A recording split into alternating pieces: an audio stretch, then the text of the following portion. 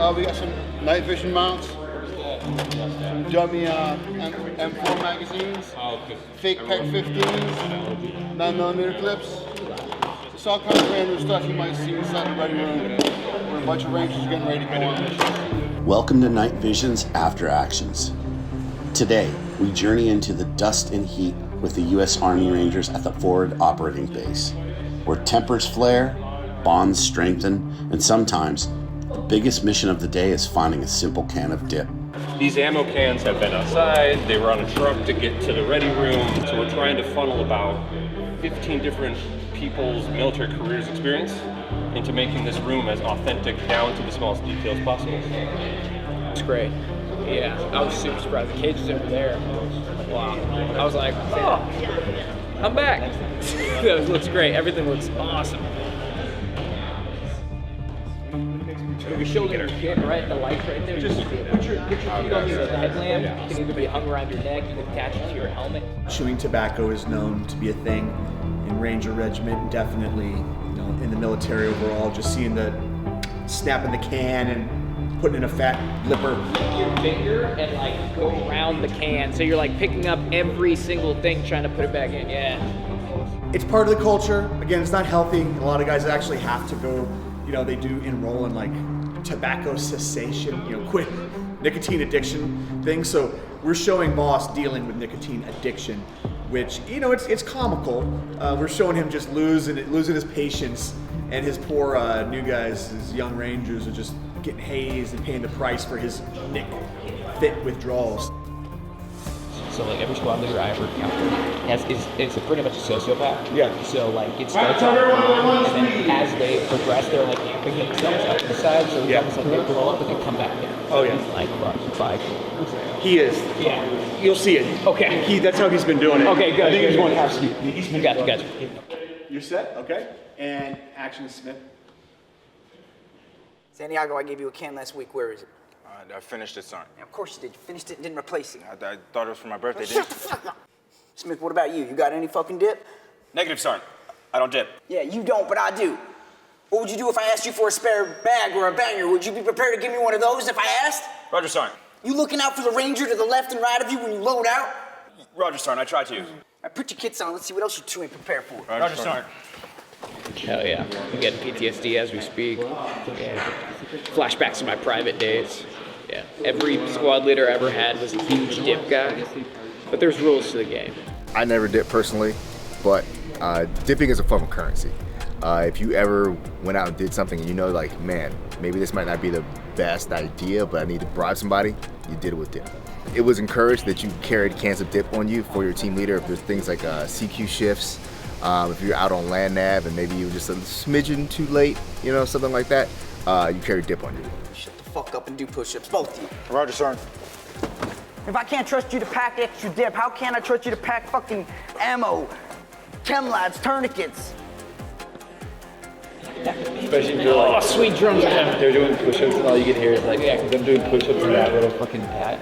There's a nicotine and alcohol-fueled culture, They got the whole dip thing as a through line in this show.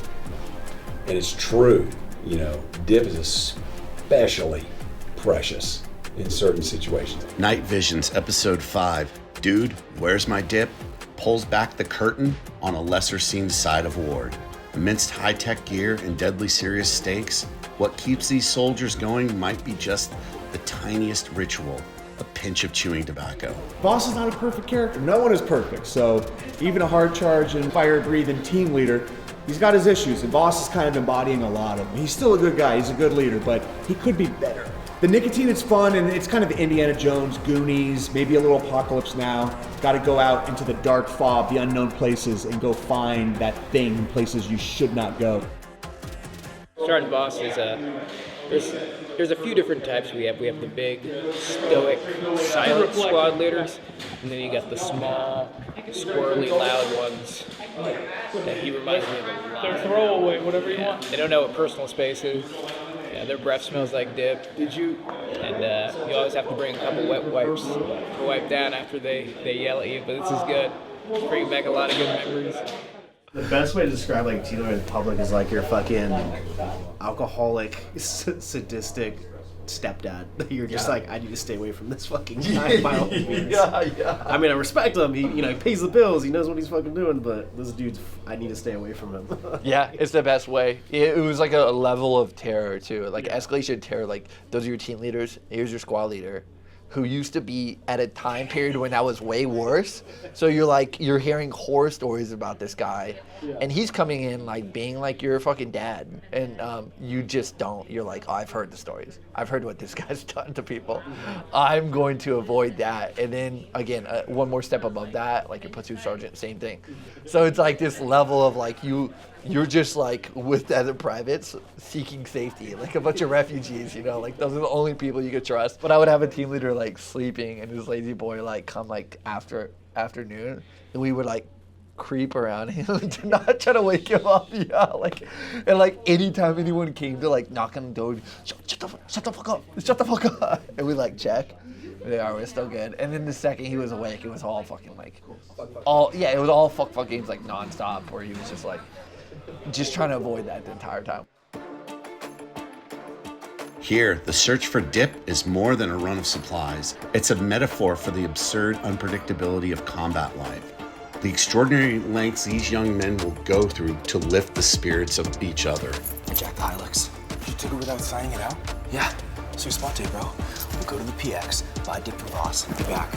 20 minutes. No one even knows we're gone. Dude, but I'm telling you, the PX are all sold out. We'll find some, dude. Trust me. Are you trying to get us RFS? Dude, I'm going with or without you. Okay, fine. But 15 minutes max, and we gotta get back and fix our kids. And do not get us lost. All right, I will. The dip mission is the episode's heartbeat. Pure chaos, Ranger style.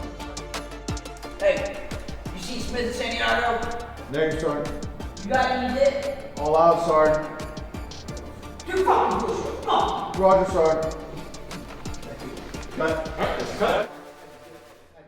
I'm looking forward to Tyler Gray today. Tyler Gray, of course, was a Ranger, and then he went on to bigger and brighter things with CAG or Delta Force. He's got a storied career. He's worked and acted on CBS's SEAL team. So he's done it for real, he's done it on camera, and he's coming out to play this, we call him the bearded soldier.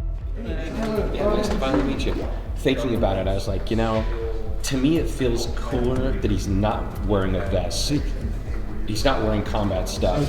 He's on a FOB. Yeah. Yes, it's a rocket attack, but who gives a shit? Right. A rocket's either going to hit you or it's not. And the thing is, you don't know if this guy's since Team 6, you don't know if he's Delta, you don't know if he's CIA, like you have no idea where he's from. So a hat on back, where's he at? Okay. Cool. Yeah, it doesn't matter to me. Yeah, so this this doesn't necessarily need a t-shirt on or off, but if it's cool, the pants are regular. Yeah, the pants make sense. Yeah, this with the chopped is pretty legit.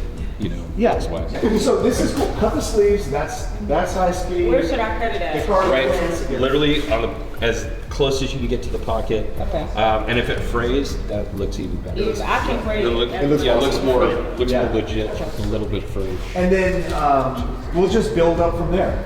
There was a saying, not necessarily in Ranger Battalion, but somewhere else that had a saying that was never be light, late, or out of uniform.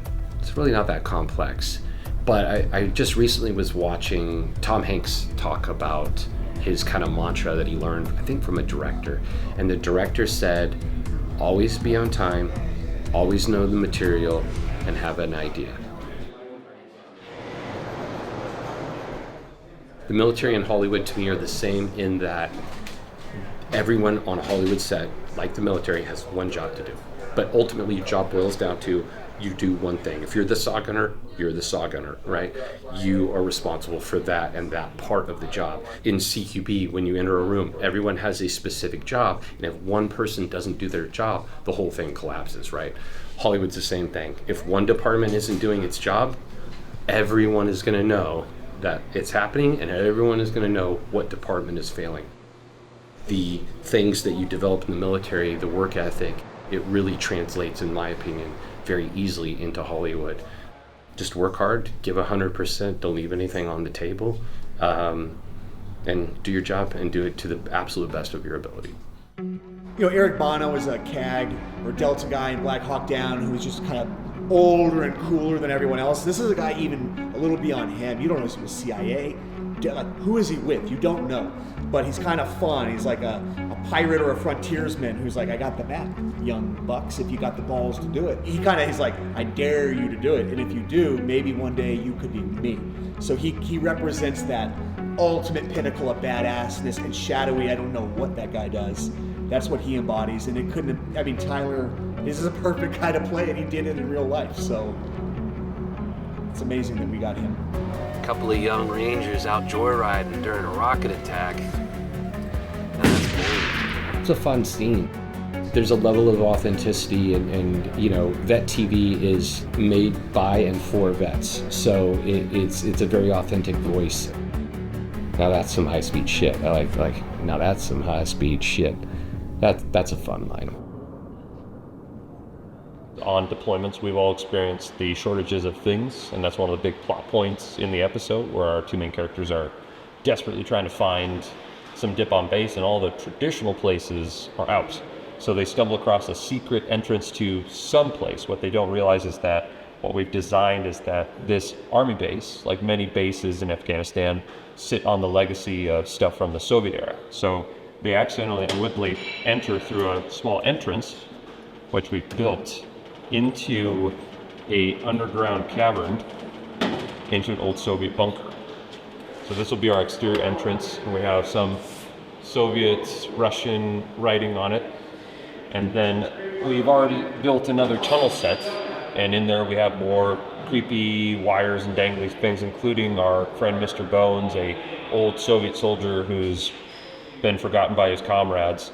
And then our main characters emerge into the most unlikely of places, some sort of Afghanistan black market, where you can get almost anything from guns to magazines, pornographic magazines, to dildos and machine guns and hand grenades, and most importantly, the dip that our main characters are looking for. Hey, wouldn't be the first time. Brother, you're here for something. Now you have things. I have many things. Now we have a chance to show, hey, come deeper with it, you know. So the dip, the guys coming in, Sam, just so they have their interaction. We should have Colin. Yes. We'll have the dip log kind of perfectly set out here for them to see. Okay. But this is you got to choose what side. It's this and this. And action. Then bidding starts now. How much is that? Keep the change, bro. When Smith and Santiago finally deliver the dip, it's more than a punchline. It's a win for the team, a reminder why they fight for each other. The dip isn't just dip. It's the small comforts that hold you together when everything else feels out of control. Because at the end of the day, it's not always about the firefight. Sometimes it's about proving you'll cross any line for your brother or even your sergeant, just for a can of dip. I mean, your entire existence as like a new guy or a private is to like make dad proud in a way, right? So whether it's by maxing a PT score, by doing homework and like knowing more knowledge than the next guy, coming in extra early, cleaning the cage, like organizing everything, even doing their laundry, freaking like seeing their dirty shit, like fucking washing it for and shit. Well, sorry, clean your stuff. And then they would just go, cool. They would be like, thank you, right? Bunch of rude asses. But anything, that dude when you walk in is like God to you. And so like you'll do anything to kind of get him on your side. It's like humanity. It's like our examples of humanity kind of remind us that like despite what we're doing, at the end of the day, like we're still people. It's nice. It's really, and again, that's like a memory I walk away with. You know, like all those individuals in there, it's like a big memory. I don't remember the times where my back is fucking hurting, my knees are hurting as much as I remember those like good moments of laughter. It's true. Week 2 has been cool. We've been in Afghanistan, getting prepped for a mission. We went down a haunted tunnel. We went to a Hodge market, as we call it, and we pulled all of it off. This is tough stuff, especially shooting 12 pages a day, and we've done it with the ambitious sets and scenes that we're attempting. So I'm standing here, still in one piece, so is the crew, and we're in pretty good spirits, so that's a win right there, but we got one more day. Subscribe to Vet TV now and watch the latest episode of Night Visions, streaming only on Vet TV.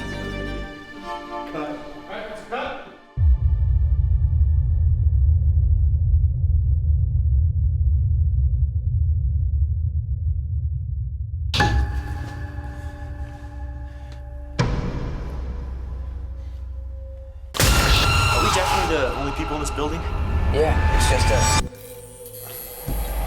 Friend, angel, demon, Valkyrie.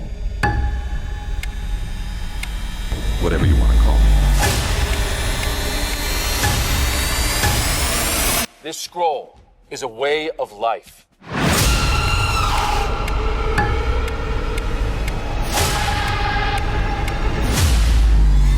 gotta be hard on them. You gotta forge them by fire.